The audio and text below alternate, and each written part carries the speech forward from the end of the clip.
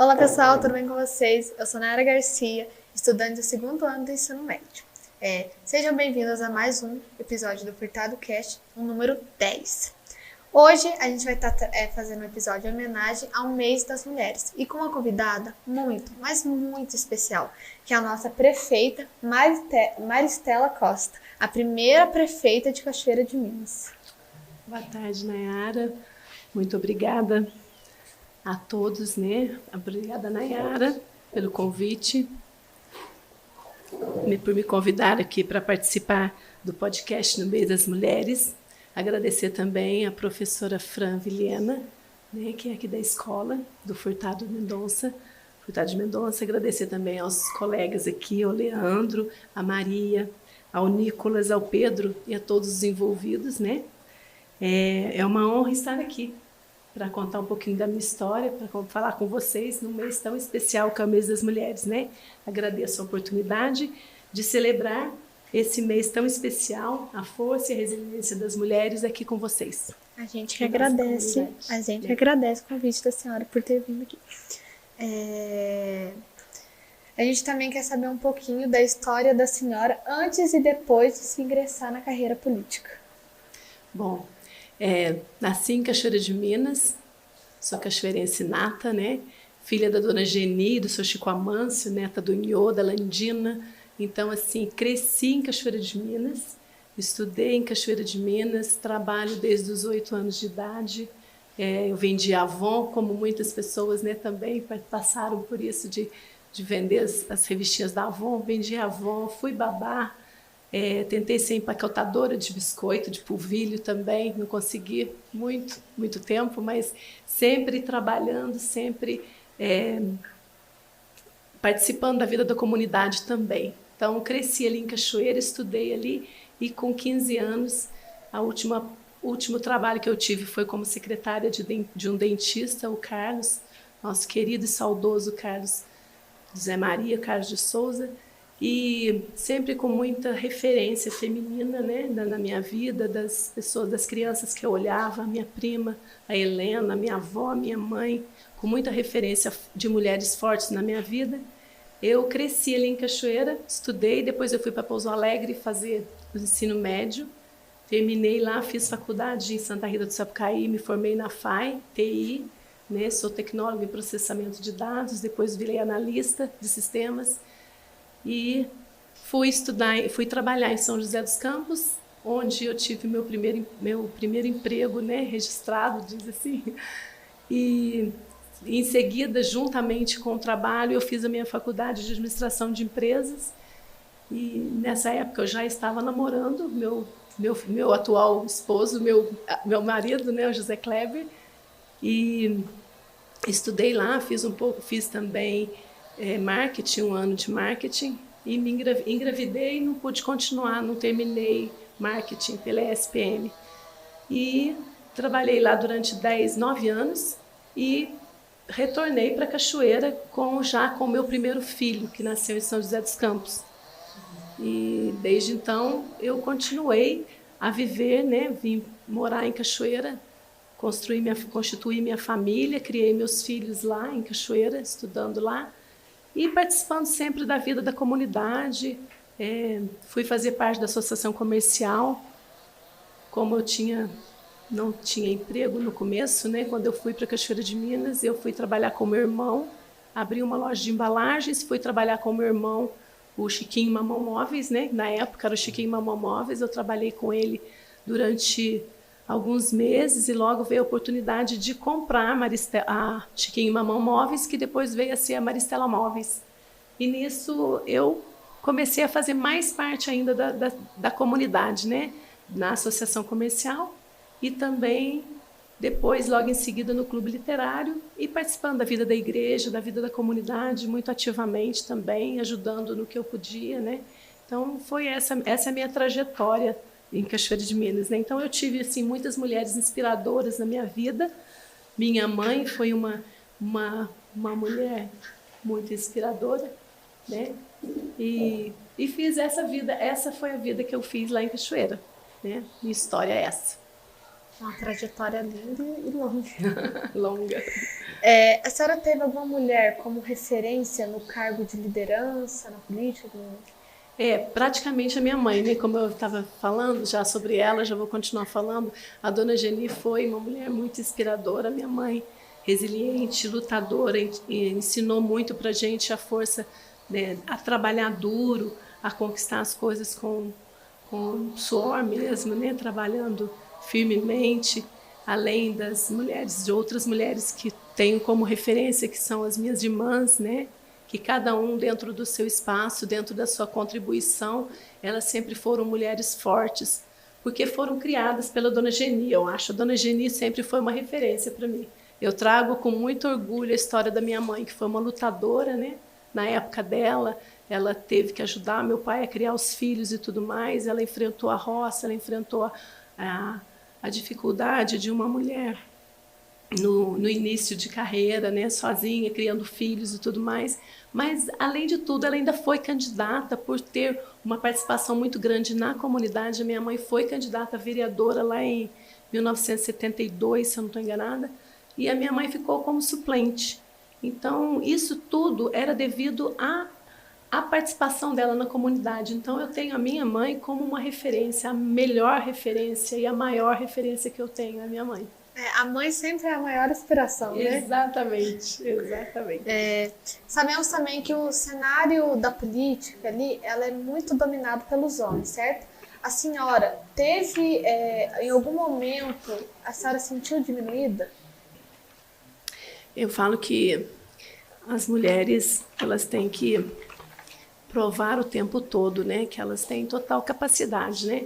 Então, eu tive algumas questões quando eu tentei entrar na política, na primeira vez que eu fui candidata a vice, eu já tive algumas situações que eu fiquei sabendo até posteriormente, né, de tentativa de que eu não fosse, de que eu não ingressasse na política, né, e a política é um campo que as mulheres têm total capacidade de estar, como elas têm total capacidade de estar onde elas quiserem, né. E eu tive sim, então, nesse primeiro momento que eu quis entrar, eu tive, e todos os dias eu tenho, né? Todos os dias eu enfrento esse desafio de estar num campo que é um campo muito masculino, ocupado por muitos homens, e nós temos que provar nossa capacidade, né? Que nós sabemos da nossa total igualdade de capacidade com relação aos homens, mas a gente tem que provar no dia a dia que nós somos capazes e que nós estamos nos lugares certos, né? Foi o que a gente ainda estava falando, né? Que a mulher ela tem que fazer 2 vezes mais para ela mostrar que ela é capaz, né? Exatamente. Então você, além, né? Nós fomos lá na Constituição de 1988, nós nos garantiram o direito de igualdade, né? E nos garantiram o direito de não sofrermos discriminação. Porém, a gente sabe que isso é uma situação que ocorre todos os dias, a todos os momentos, né? Sim.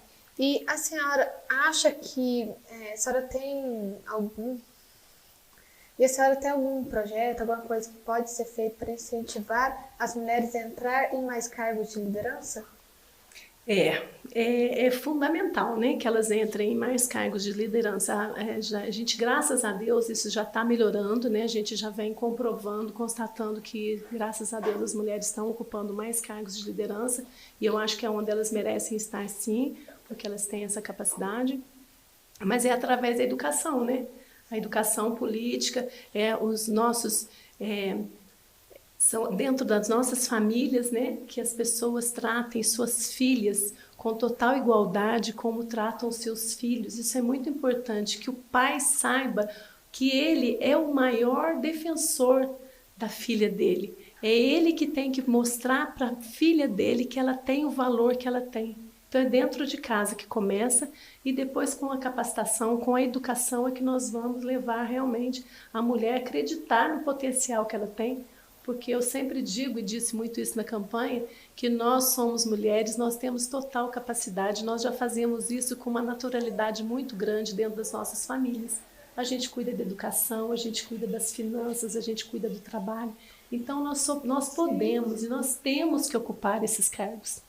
É porque a gente pode ver também que a diferença, o preconceito sempre começa em casa, né? Com certeza. A mulher não fica em casa, o filho sai para trabalhar, a filha fica ajudando a mãe em casa. Ajuda a mãe em casa, a obrigação de lavar a louça é sempre da menina, a obrigação de varrer a casa é sempre da menina, né? E eu falo isso porque eu aprendi muito com a minha filha. Porque ela fala, mãe, mas por que você tem que varrer a casa? Por que você tem que lavar a louça, né? É uma situação que não nos compete dentro dessa situação. Então, nós temos que promover essa igualdade de gênero, né? É muito importante isso. Falando em gênero, voltando um pouquinho lá onde eu sofri um pouco de preconceito, eu tive situações, mesmo agora, estando no primeiro projeto de lei que eu inseri na Câmara, eu fui convidada a colocar o substantivo feminino. Quer dizer, nunca, em nenhum outro momento, foi falado em se colocar o substantivo feminino, visto que sempre foi feito o projeto de lei por prefeito. E eu tive que fazer o meu projeto de lei com o substantivo no feminino e no masculino, visto que era eu que estava propondo, né? Então, assim, nesse momento, perceberam que estava acontecendo essa situação, mas nunca antes. Então, é um preconceito, né? É uma discriminação, se formos analisar por esse lado, né? Mas é uma coisa que a gente tem que acabar com isso. Então, as mulheres têm que ter mais coragem, né? A gente tem que promover essa educação política para capacitar as mulheres, para elas irem à luta, garantindo, né, a representação nos espaços, em todos os espaços de liderança. Não é sermos melhor que os homens, nós não somos melhores, nós temos total capacidade, nós temos igualdade, né? Nós somos iguais em capacidade, em capacidade administrativa, em capacidade política e emocional também. Sim, eu falo que todo mundo é capaz, só falta a dedicação e a determinação. Determinação principalmente, né? Nós temos que estar sempre determinadas nas nossas questões, nas nossas lutas. Sim. E quais foram os maiores desafios em Cachoeira de Minas que a senhora assumiu no começo do mandato? Isso até nem falo que né, eu tive esse desafio. Eu acho que sempre existe esse desafio com relação à resistência, né? Com relação à resistência a mudanças. As pessoas elas estão acostumadas a fazer tudo sempre da mesma forma, elas não querem sair daquela zona de conforto. Então, é natural que haja resistência. Então, uma das maiores resistências nesse sentido são as pessoas com medo, né, do desconhecido, com medo de fazer o diferente, por estarem acostumadas mesmo, né, ao de sempre. E ao nosso distrito em Itaim, tem algum projeto em andamento ou algum que vai ser começado a ser feito para a melhoria? Então, aqui o Itaim, eu falo que até já brincaram comigo que não... Maristela vai esquecer o Itaim. Gente, eu gosto demais daqui, gosto muito daqui. Eu aprendi a gostar, né? Eu tive contato com as pessoas através da loja. Sempre tive contato com vários clientes aqui do Itaim. A Dona Oraida mesmo, Zé Vicente, vários clientes daqui, né? Que sempre compraram lá comigo. Então, eu tenho um carinho especial pelo Itaim. E quando a gente entrou, nós já tivemos um projeto que nós tivemos que assumir, que foi a ponte do Itaim, né? A gente não poderia deixar o pessoal do Itaim sem acessibilidade, sem acesso a Pouso Alegre, que aqui a gente sabe, apesar que a gente gostaria muito que vocês frequentassem mais Cachoeira, né, mais o nosso centro lá, mas a gente sabe da necessidade e da comodidade e das oportunidades que Pouso Alegre oferece. E a gente teve esse desafio que foi a ponte, que nós entramos lá em janeiro e a ponte tinha sido interrompida no dia 24 de outubro e nós só tínhamos, na verdade, o projeto nas nossas mãos. Nós tivemos ainda que fazer a alteração no projeto. Quando nós assumimos, nós fizemos a alteração no projeto para dar sequência e colocamos a mão na massa para fazer, né? Infelizmente, foi um período chuvoso, um período difícil para nós, que a gente não tinha como solucionar e como enfrentar, né? Naquele momento, por chuva, não tinha jeito. Não tem como mudar o clima, não tem como mudar o clima. E a gente passou por todo aquele processo, né? E aí as pessoas, né? Nós viemos aqui para conversar e conseguimos dar um andamento na ponte. E graças a Deus, em abril agora a gente finaliza e se Deus quiser vai ficar tudo bem, né? Já está, depois que a gente fez o desvio, já socorreu nessa necessidade do pessoal. Então deu tudo certo, graças a Deus. E temos outros projetos para o Itaim em si, né? Como a quadra na escola, nós temos, a gente terminou a creche, que é um projeto do antigo gestor, né, que terminou agora, mas vai ser entregue ainda. Temos a quadra para fazer aqui. Nós temos o velório municipal, que a gente sabe que é uma necessidade, que muitos anseiam por esse imóvel, para a gente estar realizando essa obra, né? Temos quadras, temos a parte para fazer uma quadra na parte de baixo ali daquela outra quadra, né? Ali temos um espaço, então a gente tem que ver a viabilidade de estar ocupando aquele espaço também com algum projeto interessante para todo mundo. E sobre transporte, a senhora vê que tem uma grande dificuldade, né, no acesso às escolas, questão de estrada também, a trabalho, a senhora tem alguma solução? Então, a princípio, o que a gente está falando na parte para a gente levar o pessoal daqui do Itaim para a Cachoeira de Minas? Sim. Sim, essa parte, né? Da gente colocar mais em contato o povo do Itaim, integrar mais o nosso povo. Isso é muito interessante, a gente tem vontade sim, a gente está planejando, né? A gente tem intenções, né, para a gente resolver essa questão. A princípio, a gente está fazendo melhoramento nas estradas, a gente está conseguindo melhorar. Não sei se vocês já tiveram a oportunidade de passar indo para a Cachoeira, a gente já conseguiu melhorar bastante a nossa estrada, mas é projeto sim. Não agora, porque a gente pegou um orçamento engessado, né? A gente não tem orçamento nesse momento para ampliar muito essa visão e muito por questões de outras prioridades. Mas a gente vai fazer o calçamento dos morros, né? A intenção nossa é asfaltar ali a entrada do Itaim, logo após a ponte também chegar aqui no distrito, né? Tem um projeto do seu Luiz Neco, que ele vai correr atrás junto com a gente para conseguir asfaltar o Califórnia, uma parte do Califórnia, né? Ou tentar pelo menos o quanto a gente conseguir. Eu falo muito isso, que se cada prefeito que passou por lá tivesse feito 5 quilômetros de asfalto, hoje nós estaríamos dentro de Cachoeira com asfalto. Né? Então, assim, que a gente não consiga fazer tudo, mas que a gente consiga fazer uma parte dentro do nosso mandato, com certeza vocês podem estar certos disso, que eu vou estar lutando para conseguir. Falando em lazer e esporte, a gente sabe que não só na cidade, mas muitas cidades enfrentam esse desafio, né? Por locomoção, até o distrito Itaim, ele fica um pouco afastado do centro de Cachoeira, né? E, querendo ou não, há poucas opções. A senhora tem, como que eu posso dizer, projetos para ampliar, reformas, trazer novos, como que eu posso falar, novos tipos de lazer e esporte para o Itaim? Então, Nayara, como eu falei, né, na outra questão que a gente estava conversando, que sim, existe sim, né? Uma grande vontade da gente ampliar, da gente melhorar, da gente trazer mais oportunidades de lazer para o Itaim, porque a gente sabe que isso é necessário. E aqui tem uma galera jovem bonita, uma galera jovem antenada, né?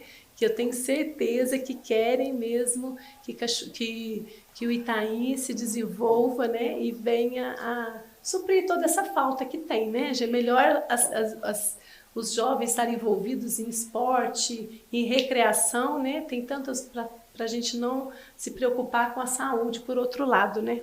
Ela é um preventivo, né? Sim.